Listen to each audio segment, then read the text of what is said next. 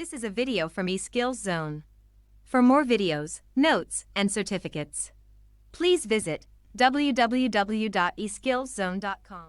Hello and welcome. Hi viewers. In this video of today we will discuss one-dimensional array in GW basic programming language. So basically there are two types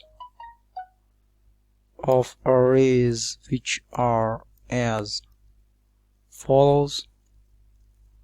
One is called the one-dimensional array and the second one is called two-dimensional array. So we will discuss the one-dimensional array in the video of today.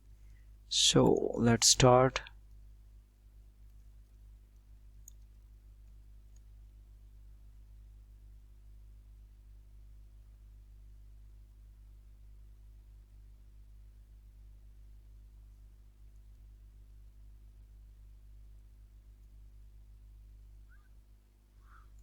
The list is referred to as a single dimensional array. One dimensional array is also known as a linear array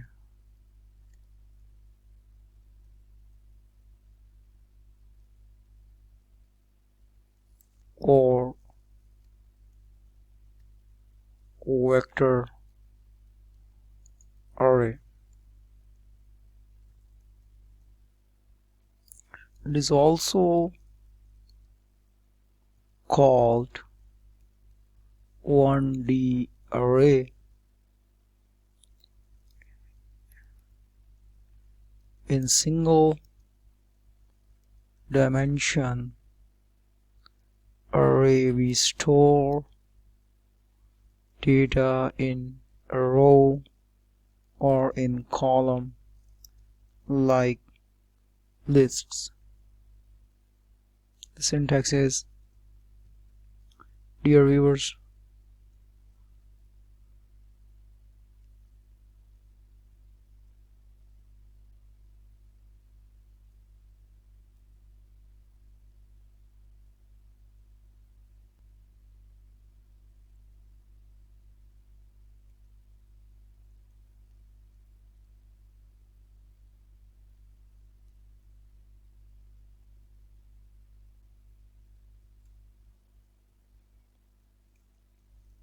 the general syntax to declare single dimension array is line number dim array name slash variable subscript n. So n is subscript size of array denoted by n in the syntax, where array name variable represents the name of array variable and represents the size of elements.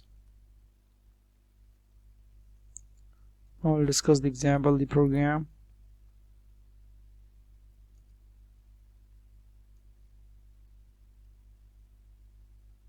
The program is line number 10 we will type CLS, line number 20 for b equal to 1 to 4, line number 30 read $b. So here we have used dollar symbol for string variable, line number 40. Next B, line number 50.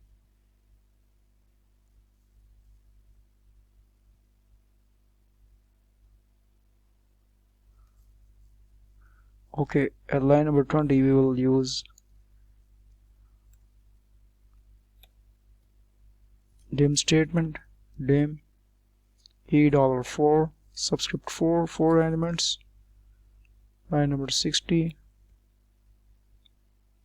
Data statement will be used as A, comma B, comma C, and comma D. All are enclosed in double quotes because it is used with the string variable, because we have used $8 sign which is used to represent the string variables. So all the string variables are actually, the data of string variable is always enclosed in double quotes. That's why this is the rule of declaring the value, the data value, which will be stored in the string variable, always enclosed in the double quotes, like this A, B, C, D.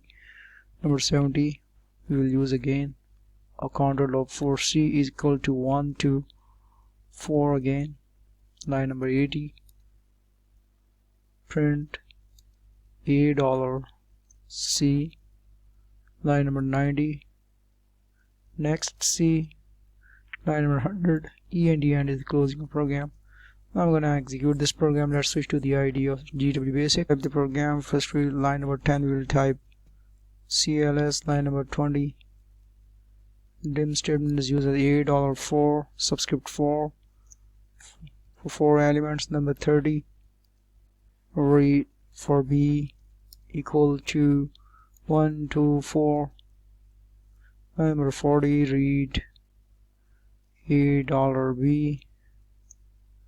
Line number 50, next B. Line number 60, data A, comma B, comma C,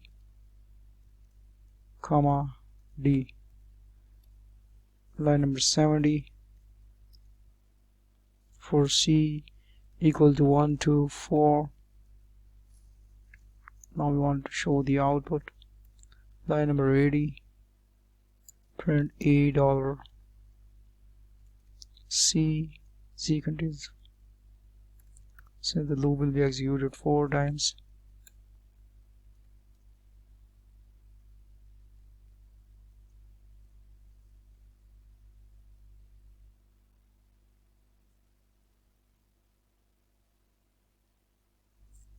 Line number 90, next C. Line number 100, E and the end. I will save this program. Will press the F4 key and type the name. Name will be 1D ARR.bs is the name of the program. Now we will load this. We'll press the F3 key and again type 1 DAR.bas and then press the F2 key. So you can see A, B, C, and D on the screen because the loop is executed 4 times. So let's switch to the text area. Now I'm going to explain this whole program line after 9, how this whole program is executed. So let's do the interpretation. Again, we was on line number 10. As usual, we have used the CLS statement.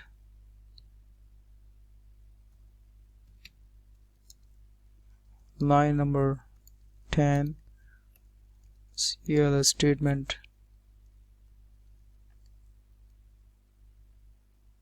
is used to clear the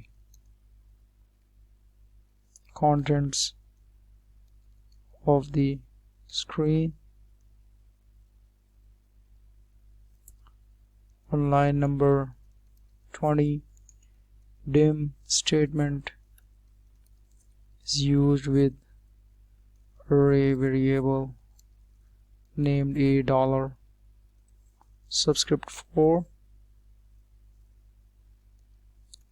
string variable, which is a string variable.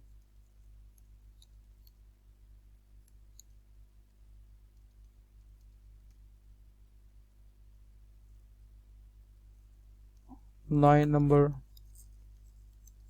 30, For loop is used with initial value 1 and final value 4 means the loop will be executed 4 times. On line number 40,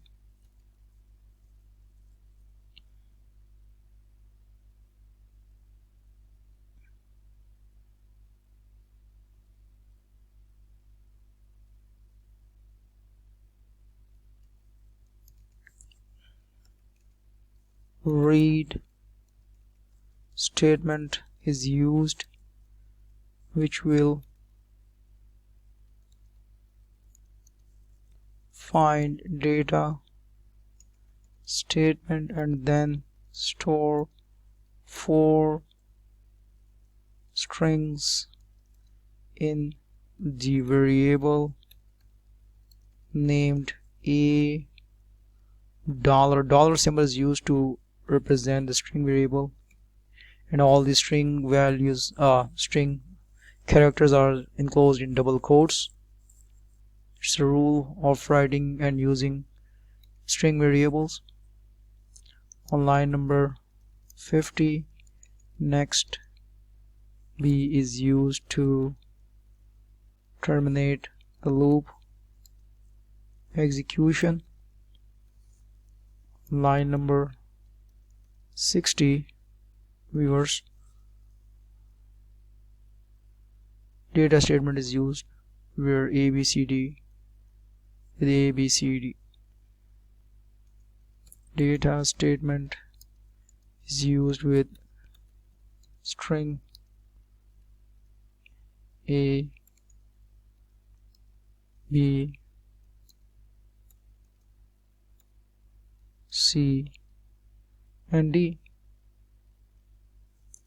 And on line number 70, you can see for loop is again used for C is equal to 1 to 4.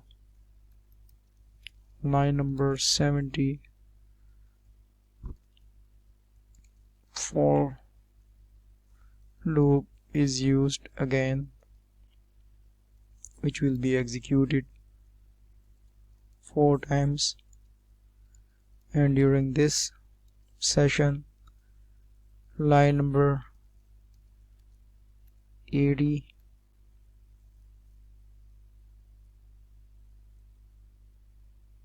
and during this session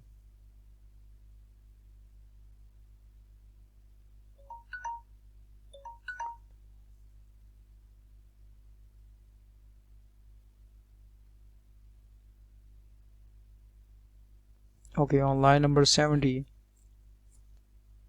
on line number 80, print statement is used. Print statement during this session on line number, line number 80, print statement will display the 4 strings stored in the variable $C,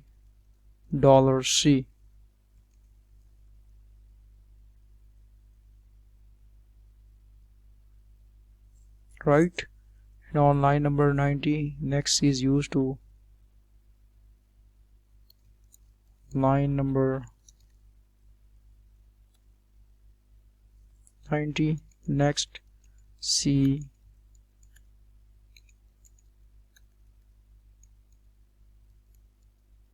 is used to terminate the loop for C.